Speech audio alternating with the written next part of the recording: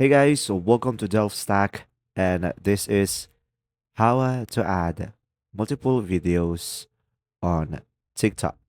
So, guys, if you ever wondered on how to upload multiple videos on TikTok, I'm here to show you. So, first thing is just simply go ahead and open up your TikTok application into your device.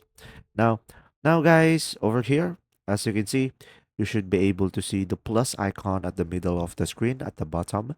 So you can just simply go ahead and tap on it to proceed.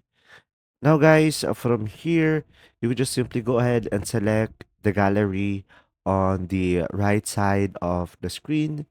And now over here, as you can see, you should be able to see all of your videos.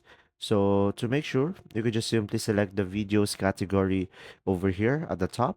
And to select multiple, you will have an option down below, select multiple. So from here, make sure to check the select multiple on the bottom left side of the screen.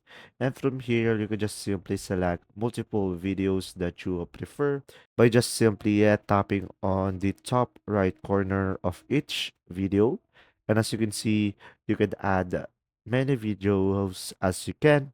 And once you have added or selected your videos that you prefer, you just simply select next and it will redirect you to the editing tab.